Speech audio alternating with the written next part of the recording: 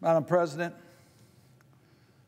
another mass shooting, another elementary school, 19 children, ages 7 through 10, gunned down, 2 adults killed. They were in our schools, an elementary school, a place that parents send their children expecting it to be a safe zone where they can learn and interact with other children and be safe from things like being attacked and shot.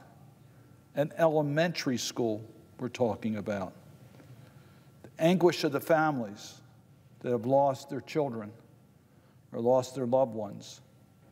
Children that witness this will be traumatized for life, scarred by what happened in Texas. And then last week we saw in Buffalo 10 people gunned down while shopping in a grocery store, very much racially motivated by a white supremacist. This is happening throughout our country. We've had gun violence in Baltimore. A few years ago, we had gun violence at Great Oaks School in Maryland. We're seeing this happen over and over and over again. I and all Marylanders and Americans are sad, we're angry, we're fearful, and we're frustrated. Yes, we have to deal with the mental health issues here. There's no question about that in my mind.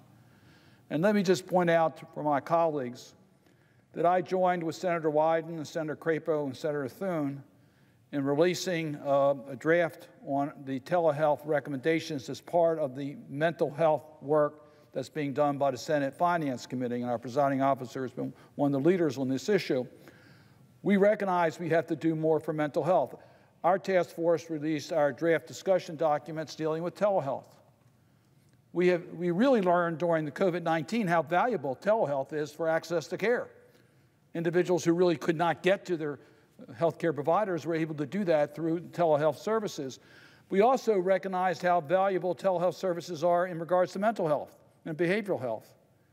It was gaining access that could have been denied before. So this is all important that we move forward on these recommendations, and we're looking at ways that we remove obstacles in the way for people in our community to be able to get telehealth services, removing some of the restrictions that were in the law prior to COVID-19. To make it easier not only for public insurance programs, but private insurance programs to provide for telehealth. And by the way, as you know, we have other task forces that are working in regards to children's mental health needs. All of that is important. We need to move forward on extending the resources and access to mental health services so we can identify people in need, give them the services they need, and protect our communities. But we need to do much more than mental health services in regards to protecting Americans from gun violence. Let me quote from the Baltimore Sun's editorial this morning. It's titled, "Real insanity is doing nothing about assault weapons again." The terrible tragedy raises all kinds of questions, from the mental health of the killer, the inadequacies of community-based psychiatric care, and the bullying by classmates that might have contributed to his instability, to the future of those around him to recognize this potential threat. But one element stands out above so many others: easy access to assault weapons. This editorial was clearly dealing, as I should have mentioned, with the Texas tragedy that occurred this week. The United States is an outlier among the nations in the world.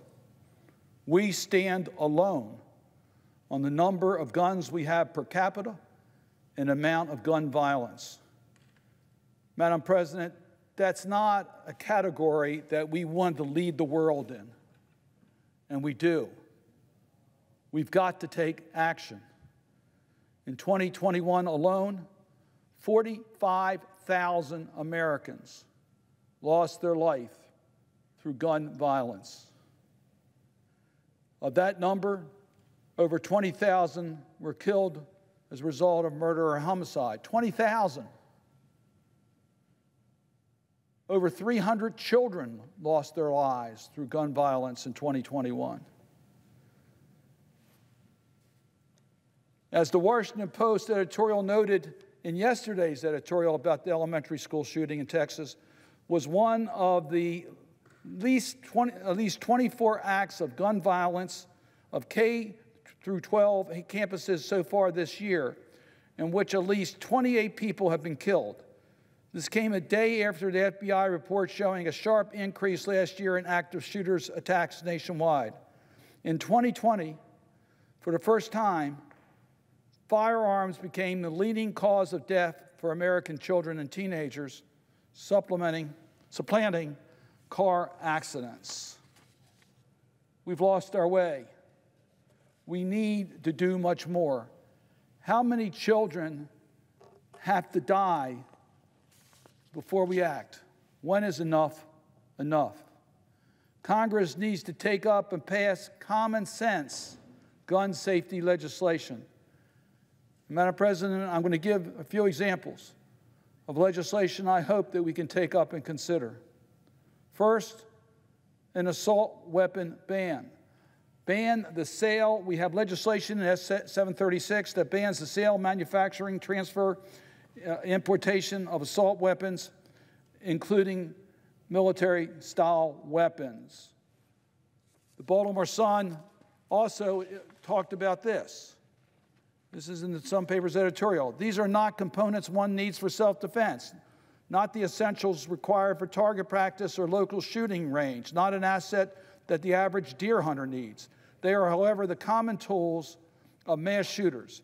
It's been estimated that about 1/4 of such instances have involved individuals armed with assault weapons. The public does not need assault weapons for self-defense. They don't need it for recreational use. They don't need it. These are military-style weapons that should have no place in private ownership. We should take action in order to make our community safer and our children safer. We should pass the Bipartisan Background Check Expansion Act, which would require checks for all gun sales, including those from unlicensed sellers. By the way, the House has already passed this action. And we should enhance Background Check Completion Act. That's an act that would eliminate the so-called Charleston loophole that allows for gun sales to go forward if a check is not completed within 3 days, which is an unrealistic requirement that we have. These are just common sense gun safety bills that could be passed. We should pass the Keep America Safe Act, S-1108, which would prohibit the importation, sale, manufacturing, transfer, or possession of magazines that hold more than 10 rounds of ammunition. Why does anyone, for a lawful purpose, need an ammunition magazine that holds more than 10 rounds? The mass killers use it. We should make it easier for them to carry out these atrocities. Well, let me just mention the one option that should not be on the table. And that option is to do nothing. How many children have to die before enough is enough? Doing nothing about the epidemic of guns across this country is killing our children. We must work together to translate our grief into collective action. Madam President, enough is enough. Let us act. I yield the floor.